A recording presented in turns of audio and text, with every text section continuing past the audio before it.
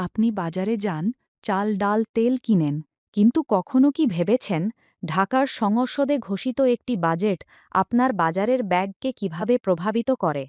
অনেকেই মনে করেন বাজেট শুধু অর্থনীতিবিদ বা রাজনীতিবিদদের বিষয়, কিন্তু বাস্তবে বাজেটের প্রভাব পড়ে আপনার প্রতিদিনের জীবনে।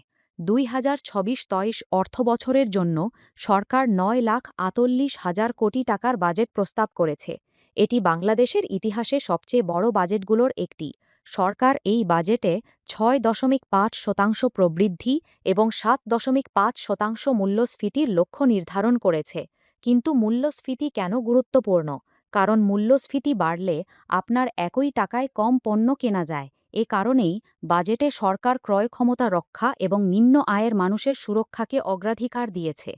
এজন্য সামাজিক নিরাপত্তা খাতে বরাদ্দ বাড়িয়ে ১,৪৪,৩২৯ কোটি টাকা করা হয়েছে, যা মোট বাজেটের প্রায় ১৫.৪%। এর মধ্যে ফ্যামিলি কার্ড কর্মসূচির জন্যই বরাদ্দ রাখা হয়েছে ১৪,০০০ কোটি টাকা। অর্থাৎ বাজেট শুধু সংখ্যার হিসাব নয়, এটি নির্ধারণ করে কে ভর্তুকি পাবে, কে সহায়তা পাবে এবং বাজারে চাপ কমাতে সরকার কী করবে। কিন্তু প্রশ্ন হল, সরকার এত টাকা খরচ করে, এই টাকা আসে কোথা থেকে? আর সরকার যদি আয়ের চেয়ে বেশি খরচ করে তাহলে কি হয়, সেটাই জানব পরবর্তী পর্বে।